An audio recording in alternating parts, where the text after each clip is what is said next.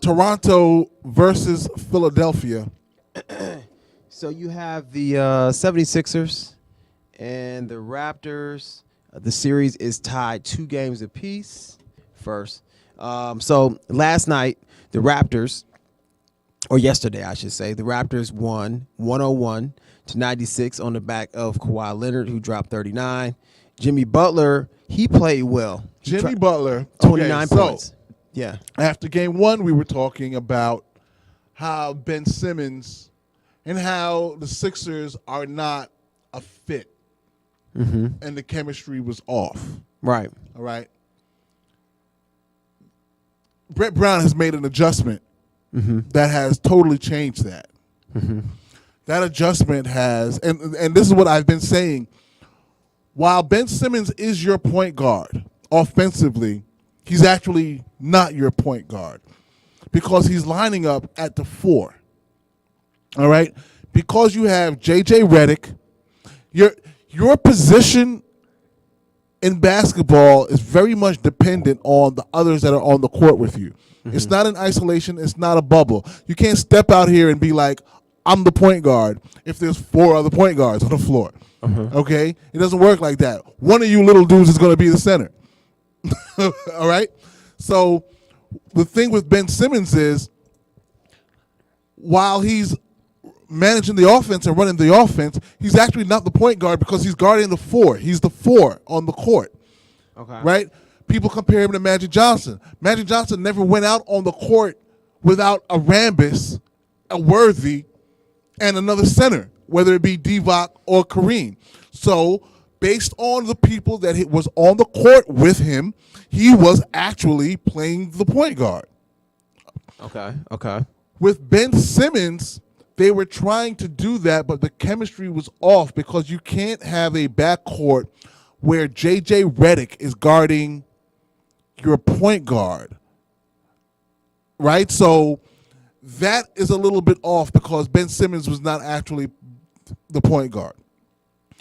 The adjustment has come, offensively at least, and Jimmy Butler has the ball.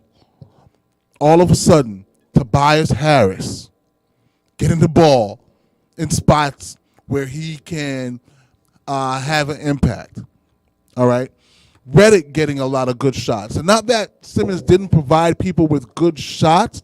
It's that the chemistry, the mix was off with him having the ball because if he's running the point and he sees Redick, he gives the ball to Redick, that's a shot.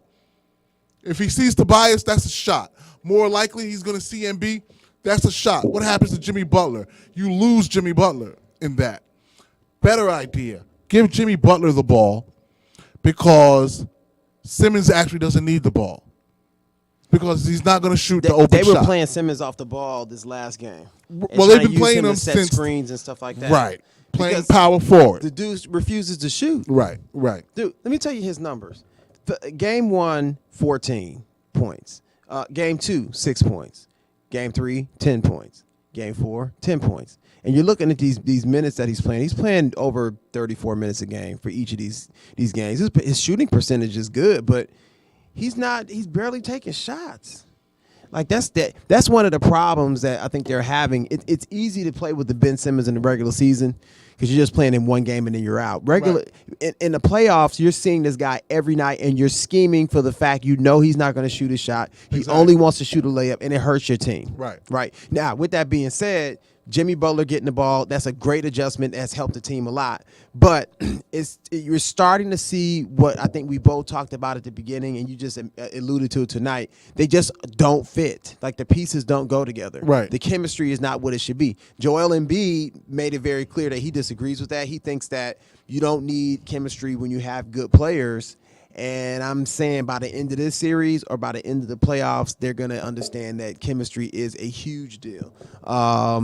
Now, your boy for the Sixers, Tobias Harris, we were just talking about him. He had 16 points yesterday, but he was 7 of 23 shooting. Okay. So he's getting more shots. He's just not really knocking his shots down. Okay. This I'm not surprised by because he played in Detroit. So there would be nights where he would get hot, maybe put up 25, 30, and then he would disappear for about 2 weeks. Right. So they got to figure out a way to get more points. Now, Embiid was injured. Not injured, but they said he wasn't feeling well or something and had to get an IV before the game and all that kind of stuff. So he wasn't 100%. He only had 11 points. But they're going to have to get some more point production from somebody because Toronto, they're trying to bring it every night. And your boy Kawhi is not playing. Right. Well, I don't think the Sixers have much left. Yeah. They don't really have much left. It's going to be really on Jimmy Butler. Jimmy Butler is, if Embiid's the best player, Jimmy Butler is 1A. And that's another guy that we didn't have in our top discussion, but he's maybe top 15. Yeah. If he can stay on the floor and stop talking so much trash and just ball. But if you do want to win, like you said, you've got to give Jimmy Butler the basketball. Let him take over the game because he's been there before. I'm not going to say he's won a championship, but he has some experience. Right. But, and again, the problem is if you don't give him the ball and Ben Simmons gets the ball, it's not that Ben Simmons is necessarily doing anything wrong other than not shooting when he's open, which is a big enough problem. It's that if you don't give it to Butler, he's never going to get it. Right. You know what I mean? You have to run offense through players that you need to get touches. And you don't need Simmons to get touches because he can't score outside of the paint right now. So do they still a win up in Toronto? Does this go like 7 games or is this going to be over in 6? I'm pulling a complete 180 from not liking the way this team fit together to liking this particular matchup. Not necessarily the matchup, but the way that they are running right now. Okay. In terms of Jimmy Butler with the ball in his hands. Okay. Jimmy Butler with the ball in his hands, this team looks completely different. Nothing against Ben Simmons. I think Ben Simmons is great, but it's just not working because they don't have to guard him. So you can't have him hanging out on the perimeter.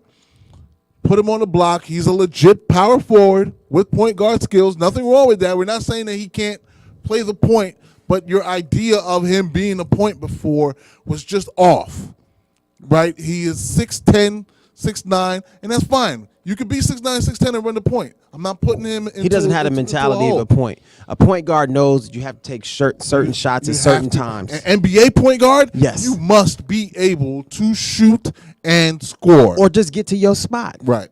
Like Sam Cassell, he didn't shoot all over the court. But top of the elbow, 3-point shots. He knew he can get those, and he hit them. The point guard we need to be talking about is Jokic, because he's running the point. Yeah, he is, and you can't leave him. Nope. Anywhere. And he's not the most athletic dude. Anywhere. He's not the fastest dude. But that guy is efficient, and he finds his open man. He gets his teammates involved, and he comes through. Absolutely. Now, how about Kawhi Leonard and Toronto? Kawhi's elite. Kawhi is elite. I mean, this is what it is. I mean, I watched him yesterday. He plays in slow motion. And the reason I say slow motion, he is so smooth and methodical with the way he gets to the spots that he wants to on the court. He hits the shots that he's supposed to. He takes the shot that he's supposed to at all times. You know, he's on top of his game.